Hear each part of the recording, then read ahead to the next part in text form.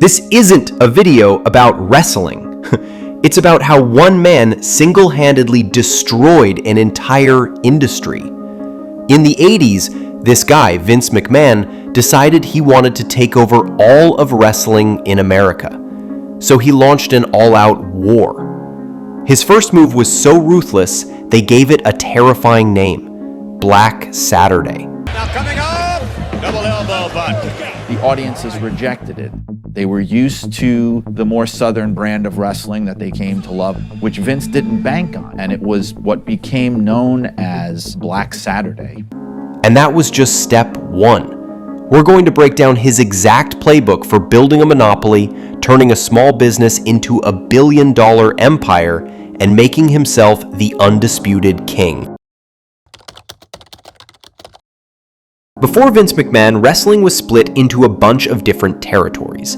Think of it like a map where every promoter had their own little kingdom. They had a simple rule: you don't come into my turf and I don't come into yours. Everyone was happy and everyone was making money. Like approximately 30 or 40 wrestling territories at one time in North America. And the reason it was so successful is because the guys that owned the territories and ran the territories had the only game in town of that genre. They had no competition within the genre of pro wrestling. And when there's only 3 TV stations in most markets, they had the world by the short hairs. But Vince didn't want happy. He wanted everything. So in 1982, he bought the main wrestling company from his own dad. And this wasn't some nice family gift. Vince Sr. believed in the old rules, but his son thought they were ancient. Vince Jr. literally said his dad never would have sold him the company if he knew what he was about to do. A brainstorm, and you knew how to market this thing. That's why they call you a marketing genius. Hey, Howard. Yeah. I was looking through the notes. I guess it said that Vince has said that if his dad ever knew that he was going to take WWF National, he probably wouldn't have given it to him. Well, yeah, that was because my dad had a lot of friends, these other, territory owners that owned these fiefdoms. Right. My dad had a lot of friends and acquaintances. So, and in so other forth. words, you crushed these people. And I competed with them. Right. And you won. So what? Big You deal. crushed them. You put them That's out what of you do in business. right? Sure. Yeah, why not? His plan was insane. Break the biggest rule in wrestling and create one giant national company. All the other promoters thought he was a traitor. Had these promoters now going to Vince Sr., they were his old friends, and saying, you have to talk to your son. He's out of control. Are you aware that he's trying to, run us out of our town? So Vince Sr. approached his son at some point saying, Vinny, you can't do this. And eventually Vince Jr. lost his temper at his dad and said, look, I'm going to do this with or without you, Dad. I mean, you work for me now. Are you with me or are you against me? Vince Sr. kind of took a moment and thought about it and was quiet, and then looked at his son and said, you know what, Vinny, you're right. Fuck those guys. But Vince saw them as dinosaurs about to get hit by a meteor. He was ready for war, and this is the exact playbook he used to win. The first shot was fired on July 14th, 1984. Wrestling fans turned on their TVs like they always did, but instead of their favorite local wrestlers, they saw this guy, Vince McMahon, telling them he owned the show now. He had secretly bought the entire company just to get their TV time slot. This was Black Saturday, and it was crazy. He wasn't just buying a wrestling show. He was stealing their access to millions of fans. Fans hated it. The network was flooded with complaints, and it actually failed at first, but it didn't matter. Vince had sent a message to everyone.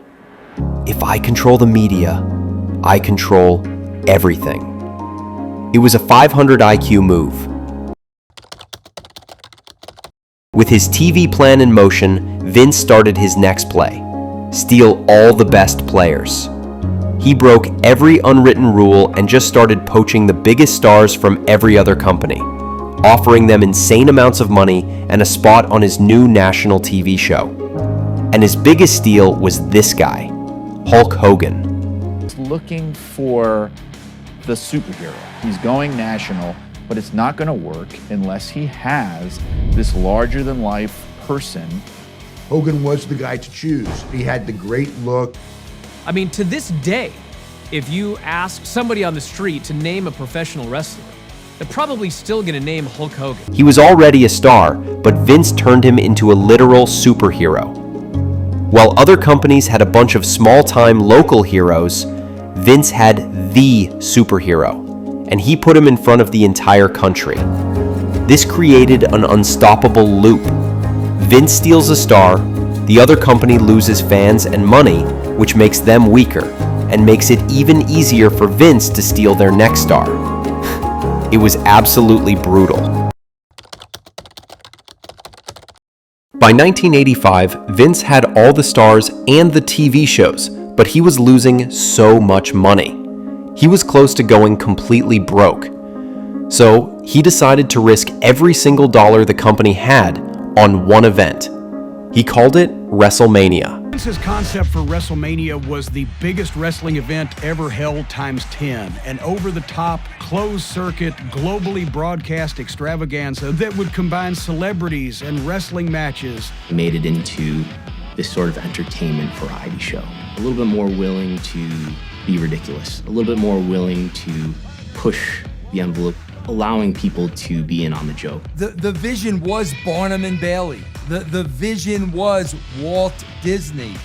That was the vision, that this company could compete on that level. This was one of the craziest gambles in entertainment history. He spent all his money and even teamed up with MTV, bringing in huge celebrities like Cyndi Lauper and Mr. T to get in the ring. Mr. T was on the A-Team, absolutely super popular television show.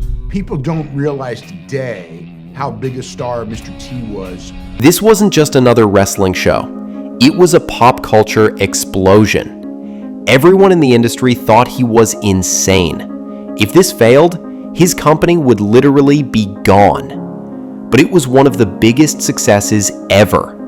Millions of people watched, and Vince proved that wrestling could be for everyone.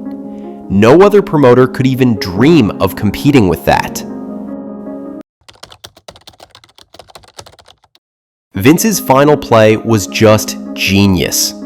After crippling his competitors for years, he just bought them. In 2001, he bought his biggest rival, WCW, for only $4.2 million. I'm Vince McMahon. I have purchased, I own my own competition. That is an insanely low price for a massive company. And get this, by buying them, he didn't just kill the competition, he bought their entire history. He now owned all their old videos, which meant he could literally rewrite history to make his company the hero of the entire story. To make sure nobody could ever do to him what he did to everyone else, he created a super-powered stock. The McMahon family's shares had 10 times the voting power of normal shares.